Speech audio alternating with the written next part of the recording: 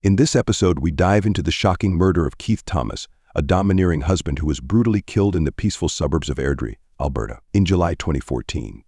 What initially seemed like a tragic animal attack soon revealed a disturbing tale of emotional torment, revenge, and a breakdown of the mind. Keith Thomas, a 39-year-old from Airdrie, Alberta, appeared to have it all: a thriving real estate career, a stunning home, and a picture-perfect family. To those around him, he was the image of success, known for always being in charge and handling every situation with confidence. Keith owned a well-known real estate business that assisted clients with buying and selling homes in the booming Calgary region. His social media portrayed a man living the good life, frequently posting pictures of his large house, luxury cars, and lavish trips to destinations like Las Vegas and the Bahamas. From the outside, his life looked flawless.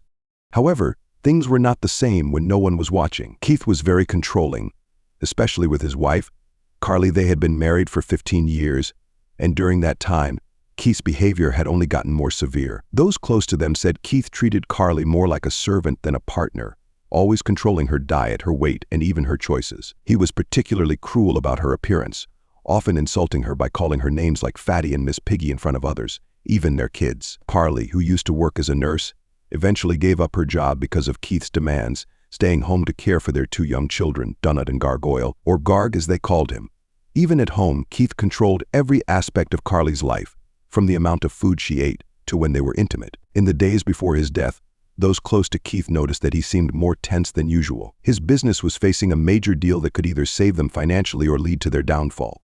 Keith had been staying at work late, and his drinking, already a problem, had gotten worse. The tension between him and Carly grew, with arguments becoming a regular occurrence. Neighbors often overheard their loud fights at night. During one heated argument at a backyard barbecue, Keith humiliated Carly in front of their friends, making her strip down and cruelly blaming her for all the family's issues, pointing at her and saying, "Take a look at her huge butt." People noticed that Carly seemed embarrassed, though she didn't say anything. Over time, she started pulling away from her friends. It was clear she wasn't as social as before, and she no longer attended local gatherings. Carly stopped going to their usual hangouts, like the Tim Hortons or the Keg, where they often met friends. It was as if she was stuck in a life she couldn't break free from, dominated by her husband's control over her body and his constant remarks about her weight. For years, she endured Keith's harsh words and emotional torment, but by July 2014, it seemed she had finally hit her breaking point. On the morning of July 18, 2014, around 7:30 a.m., a passerby found Keith Thomas' body on a quiet country road near Airdrie. The man who discovered him was James White, a local farmer in his mid-50s, who had been out early inspecting his property lines and fences. White was accustomed to the calm surroundings, but that morning, something unusual caught his attention: a large shape lying near the side of the road. As he approached in his pickup truck, he noticed a man's body lying face down in the dirt. White quickly pulled to the side and stepped out. His first thought was that it could have been a hit and run or possibly an animal attack. The body had deep scratches, making it clear that something terrible had occurred. His heart raced as he grabbed his phone and dialed 911. His voice trembled as he described the scene to the emergency operator, trying to keep his composure, but he was clearly shaken by the grim discovery. White later told the police he didn't want to get any closer, but he could tell the man had been dead for a while. Emergency services arrived at the scene within 20 minutes, with officers from the Airdrie RCMP detachment being the first to respond.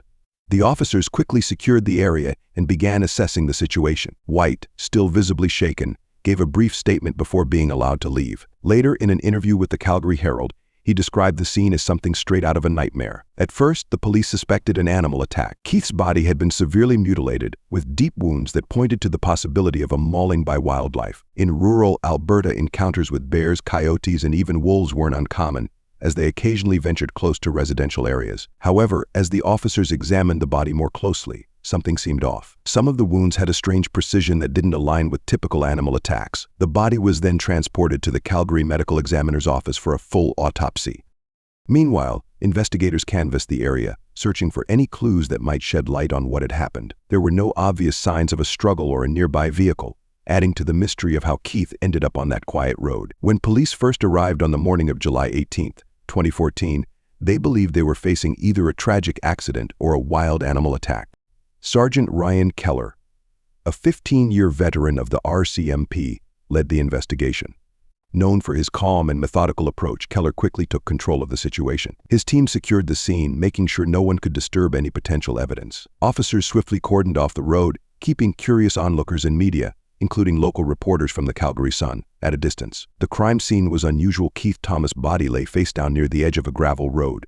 His clothes were torn, and his body was marked by deep gashes and scratches. However, something about the wounds seemed off. Keller observed that some of the cuts were too precise and clean, unlike those typically caused by an animal. These weren't the jagged tears one would expect from a bear or coyote attack, and there were no signs of a struggle around the body. No footprints, no blood trail, and no disturbed vegetation. It appeared as though the body had been placed there deliberately. The team employed standard crime scene investigation tools to gather evidence. They took photographs from all angles, collected soil samples, and thoroughly examined the body for any potential clues. Keith's wallet and cell phone were missing, making it more challenging to identify him initially. After reviewing missing person reports, they quickly identified the victim as Keith Thomas, a well-known figure in the local real estate market. Once the body was transported to the medical examiner's office in Calgary, forensic specialists began their examination. The autopsy revealed a shocking discovery. Keith had been shot once in the chest, and the gunshot wound was determined to be the actual cause of death. The strange mutilation, including the precise cuts on his body, had been inflicted after he was already dead, completely ruling out the possibility of an animal attack. The team now realized they were dealing with a homicide, one with a bizarre twist. Back at the scene, Keller and his team concentrated on uncovering any additional evidence. They used luminol to detect traces of blood that may have been cleaned up or overlooked, hoping it would lead to more answers. They also sent several hair and fiber samples found on the body to the forensic lab, hoping they would provide crucial leads. The rural setting and absence of nearby witnesses complicated the investigation, but Keller was determined to uncover the truth behind Keith Thomas's gruesome death. The first person the police focused on was Carly Thomas, Keith's wife of 15 years. At 38, Carly was a stay-at-home mom who had spent much of their marriage in Keith's shadow. Friends and neighbors described her as quiet and withdrawn, rarely seen without Keith by her side. She often appeared tired and worn down, the result of years of verbal and emotional abuse, some of it hidden, some not so hidden that few outside their household knew about. Carly had endured Keith's extremely controlling behavior for years, with him constantly criticizing her, especially about her weight and appearance. Carly's friends later disclosed that Keith would sometimes starve her for days, cruelly calling her names like fatty butt and ugly face in front of others. He even forced her to fill out an 8-page form documenting everything she ate. Those close to the couple knew Carly had become a shadow of her former self. Her dream of a happy family life had long vanished, replaced by the daily struggle of enduring Keith's relentless control and emotional abuse. When police brought Carly in for questioning, she appeared calm, almost detached. Sergeant Keller and his team had anticipated a more emotional response, tears or anger, but Carly remained blank and composed. She answered their questions directly, providing a clear timeline of her whereabouts on the night of July 17th. Carly stated that she had spent the evening at home with their children, watching popular TV shows like The Bachelorette, before heading to bed early. She claimed to have no idea where Keith went after he left the house around 9 p.m. However, the police remained suspicious. Carly's calm demeanor raised red flags, and her lack of visible emotion struck Keller as particularly odd. When asked about her relationship with Keith, Carly hesitated before admitting their marriage had been over for years. She casually mentioned Keith's affair with a younger woman, Danica Berliner, but claimed she held no ill will toward either of them. Carly described herself as indifferent to Keith's infidelities, saying she simply didn't care anymore. Investigators pressed Carly further, probing for any indication that she might have been involved in Keith's murder. When asked about the gun used in the shooting, Carly denied owning any firearms or even knowing how to use one, a surprising claim in a province where gun ownership was common. Throughout the questioning, she remained detached, never raising her voice or showing any signs of distress, which only deepened the investigators' suspicions. Police noted Carly's unsettling calmness in their report, keeping her as a person of interest as the investigation progressed. Despite her composed responses, Keller suspected there was more to Carly's story that had yet to surface. The next person of interest was Danica Berliner, a 21-year-old college student studying business at Mount Royal University in Calgary. Described as attractive, thin, and outgoing, Danica was everything Carly was not, making her seem like the polar opposite of a rival. Keith had been having an affair with Danica for over a year, and their relationship was no secret among those close to the family. Danica often flaunted her youth and beauty in front of Carly, a fact that deeply troubled her. Danica lived in a small apartment just outside downtown Calgary and worked part-time at a trendy coffee shop. Often seen wearing the latest brands like Lululemon and listening to music on her Beats headphones, she embodied a carefree lifestyle. In July 2014, she frequently shared Instagram posts of her outings, showcasing nights out at popular spots like Cowboys Dance Hall and trendy restaurants like the Beltliner. When police brought Danica in for questioning, she appeared nervous but was cooperative. Dressed in expensive athleisure wear, Danica fidgeted in her seat, tapping her nails on the table as she answered questions. Sergeant Keller and his team inquired about her relationship with Keith. Danica admitted to the affair but tried to downplay it. Referring to him as merely her friends with benefits, Danica claimed that Keith had promised her financial help for school and even a new Corvette, but she insisted that the relationship wasn't about love, just sex. When asked about the night of Keith's murder, Danica said she was home, texting friends and watching Game of Thrones with her other boyfriend. She added that Keith had sexted her earlier that day, but they hadn't made any plans to meet up. Danica insisted she had no reason to harm Keith, emphasizing that their relationship had been more transactional than emotional. However, the police weren't entirely convinced. While she appeared calm, her nervous mannerisms hinted that she might be hiding something. Investigators dug deeper, focusing on Danica's financial situation and potential motives. It became clear that Keith had been a source of financial support, allowing her to maintain a lifestyle beyond her means. Keller directly asked if she had any involvement in Keith's murder, but Danica vehemently denied it, her voice growing more assertive as she defended herself. Danica admitted she disliked Carly, bluntly calling her a bleeping ugly fat bleep, but insisted she had no motive to want Keith dead. As the police wrapped up the interrogation, they took note of her responses and behavior, keeping her on their radar but still lacking enough evidence to charge her. The third suspect investigators turned their attention to was Tim Dawson, a 40-year-old hairdresser who lived just 2 houses down from the Thomases in their quiet Airdrie neighborhood. Tim had been a close friend of Carly's for years, often stopping by during the day while Keith was at work. Known around the neighborhood for his outgoing personality and dramatic flair, Tim had a reputation for getting involved in other people's business. He ran a small but loyal salon called Chicken Sleek, located in a nearby strip mall. While many viewed Tim as a supportive friend to Carly, those who knew him better whispered about his darker side. He had a history of violent outbursts, particularly when drinking. In fact, he had been arrested in 2011 for assault after a heated argument with a former partner, although the charges were eventually dropped. Tim was also known to make cruel jokes about Carly's weight, sometimes even joining in on Keith's verbal abuse when they were all together. Despite this, he maintained a close relationship with Carly, often spending time at her home and acting as her confidant. When police brought Tim in for questioning, they asked him directly about his relationships with both Carly and Keith. Tim was chatty and friendly at first, eager to portray himself as the caring friend who had always been there for Carly. He denied having any romantic feelings for her but admitted to harboring sexual feelings for Keith. This revelation surprised the police, as Tim explained that he had long admired Keith and had hoped for something more than just friendship. However, Keith had always kept him at a distance. When questioned about his whereabouts on the night of Keith's murder, Tim stated that he had been working late at Chicken Sleek, mentioning that he stayed behind to clean up after a busy day. He claimed he hadn't seen either Keith or Carly in the days leading up to the murder. The police pressed Tim about any potential involvement in the crime, and his demeanor shifted. He became defensive, raising his voice and insisting he had no connection to it.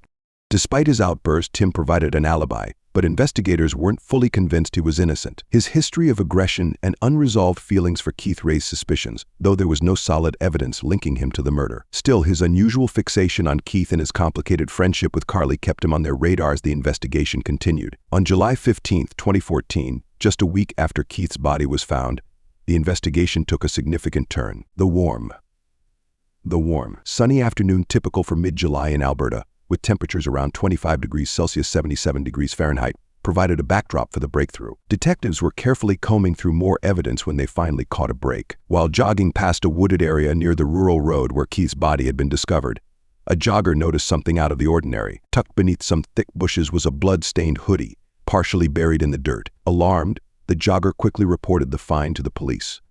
Investigators arrived at the scene and meticulously collected the hoodie, noting its dark gray color, men's large size, and the Under Armour brand. The fabric was damp and slightly torn, suggesting it had been hastily discarded. Recognizing its potential significance, detectives quickly sent the hoodie to the forensic lab for testing, hoping it would yield crucial evidence in the investigation into Keith's murder. Forensic analysts worked swiftly, and within 24 hours, they confirmed that the blood on the hoodie matched Keith Thomas DNA. However, further analysis revealed additional evidence: strands of hair embedded in the fabric. The hair was not consistent with Keith's, prompting investigators to wonder whose it might be. As the lab continued its tests, they also discovered traces of a specific type of fiber that matched a distinct style of clothing worn by one of the suspects. Raising alarms about the possible connections to Carly, Danica, or Tim, this new information intensified the urgency of the investigation, as it pointed to a direct link to someone involved in Keith's life. This discovery sent shockwaves through the investigation. The address found in the hoodie's pocket led directly to Tim Dawson, the seemingly friendly neighbor and longtime confidant of Carly. Investigators, already suspicious of Tim due to his volatile past and fixation on Keith, now had a tangible link between him and the crime scene. Sergeant Keller and his team immediately sought a warrant to search Tim's home in Ceylon, suspecting that they were finally closing in on a prime suspect. Tim had provided an alibi, but this new piece of evidence cast doubt on everything he had said during his initial interrogation. This new evidence brought Tim back into focus for the investigators. They had already noted his troubling history of violence and his complex feelings for Keith. Despite this, Tim had insisted he was not in the vicinity when the murder occurred. Now, with the hoodie linking him to the crime, Tim's story began to fall apart. The hoodie prompted investigators to reconsider the timeline of Keith's murder. They speculated that the person who wore it may have struggled with Keith before ultimately moving his body to the remote road. The previously assumed animal attacks on Keith's body were now under scrutiny. Investigators began to wonder if Tim could have played a role in the post-mortem mutilation, whether out of rage or for more disturbing reasons. Adding to the chilling discovery, a second autopsy revealed bite marks on various parts of Keith's skin. These weren't simply defensive wounds, they hinted at a more calculated and sinister involvement. Forensic experts confirmed that the bite marks on Keith's body were indeed human, leading to a chilling conclusion.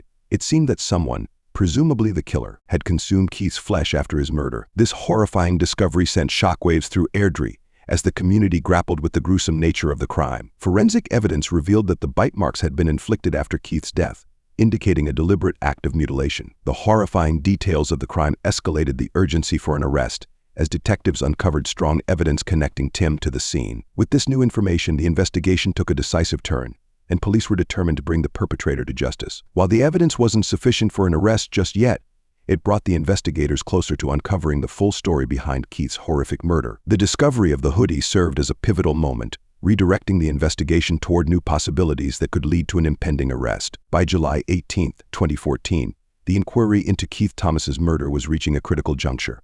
With the blood-stained Under Armour hoodie discovered near the crime scene linking Tim Dawson to the case, investigators shifted their focus more intently on him. During a subsequent round of questioning, Tim's previously calm and cooperative demeanor deteriorated under pressure. He ultimately confessed to being present at the scene on the night of Keith's murder. However, as investigators re-examined the timeline, a startling confession emerged from Carly Thomas, Keith's wife. Until then, she had maintained a facade of distress over her husband's death, remaining mostly silent throughout the investigation. But when confronted with the mounting evidence linking her close friend Tim to the murder, Carly finally broke down during a private interview with the lead detective. On the evening of July 19th, around 6 p.m., Carly confessed that she was the one who shot Keith. She revealed that the years of emotional and verbal abuse had worn her down, pushing her to a breaking point. On the night of July 8, 2014, following another degrading argument where Keith insulted her weight, calling her fat and ugly, Carly had snapped. In a fit of rage, she grabbed Keith's hunting rifle from the garage and confronted him in the living room. The argument escalated, and in a moment of blind fury, Carly shot Keith in the chest. Afterward, she stood frozen in shock, unable to process what she'd just done. Unsure of what to do, Carly called Tim Dawson, her longtime friend and confidant. When Tim arrived and saw the horrific scene, he helped Carly stage it to look like an animal attack. Together, they moved Keith's body to a nearby rural road, hoping that wild animals would obscure the truth of what had really happened. Carly's confession took investigators by surprise. While they had focused on Tim as a primary suspect, Carly had largely stayed out of the spotlight during the investigation. Her revelation, not only about the murder but also regarding the disturbing mutilation of Keith's body, shocked even the most seasoned detectives on the case.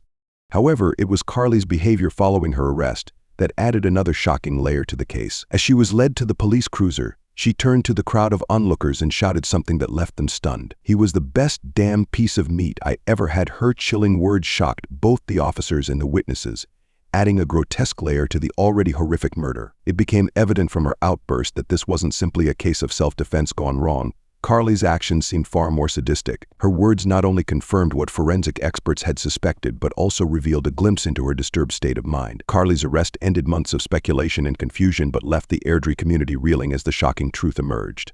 Carly Thomas's trial for the murder of her husband Keith commenced on November 10, 2015, at the Calgary Court of Queen's Bench. The prosecution, led by 45-year-old Assistant Crown Prosecutor Sarah Grant, known for her no-nonsense demeanor and sharp legal intellect, argued that Carly's act was premeditated. Grant meticulously outlined the events leading up to Keith's death, emphasizing Carly's motive rooted in years of emotional abuse and her chilling confession. Prosecutor Sarah Grant argued that Carly Thomas had allowed years of pent-up resentment to fester until she finally snapped, killing Keith in cold blood. Grant emphasized Carly's deliberate actions in staging the crime scene to make it appear as though animals had mutilated Keith's body and her manipulation of Tim Dawson to help cover up the murder. Describing the crime in vivid, unsettling detail, Grant portrayed Carly as a calculated and vengeful wife, ensuring the jury saw Keith as the true victim in the horrific incident. Defense attorney Mark Sandler argued that Carly Thomas had endured years of relentless emotional abuse from Keith, which ultimately drove her to an uncontrollable breaking point. He presented her as a victim, not a cold-blooded killer, explaining that the years of torment had led her to act in a moment of desperation and rage. Sandler highlighted how Keith's constant verbal attacks had eroded Carly's mental and emotional stability, painting her actions as a tragic result of prolonged abuse, rather than a premeditated crime. He asked the jury to consider the cumulative trauma she had endured when delivering their verdict. Keith's family, visibly emotional throughout the trial, sat together in the courtroom, listening intently as both sides made their case. Sandler continued to emphasize Carly's fragile mental state, portraying her as a woman driven to extreme actions by years of cruelty. He argued that the crime was not a calculated act but a spontaneous, desperate response to Keith's relentless abuse. Meanwhile, the prosecution maintained that Carly had full control of her actions, dismissing the crime of passion defense as an attempt to downplay the gruesome nature of the murder.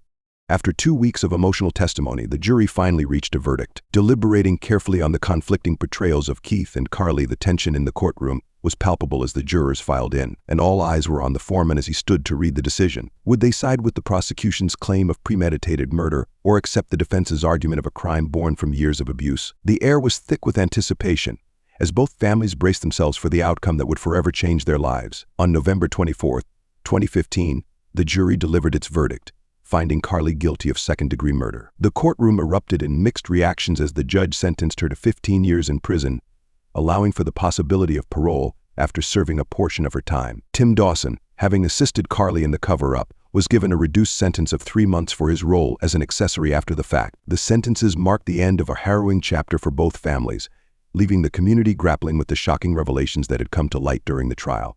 While some felt the sentence was just, others believed Carly should have faced a harsher punishment given the brutal nature of the crime. Keith's family remained devastated by the loss, and the trial's outcome offered little solace. After Carly was sentenced to 15 years for the murder of her husband, her story took an unexpected turn. In prison, Carly's behavior became a subject of interest. She began to engage in therapy sessions where she portrayed herself as a victim of her circumstances, seeking to gain sympathy from both staff and fellow inmates. Meanwhile, the media continued to cover the case, with some outlets portraying her as a complex figure, part victim, part perpetrator. As the years passed, Carly became involved in various programs, trying to present a rehabilitated image. She occasionally communicated with the outside world, expressing remorse for her actions but maintaining that she was driven to her breaking point by years of emotional torment. However, her outbursts and manipulative tendencies did not go unnoticed, leading to mixed opinions about her genuine intentions.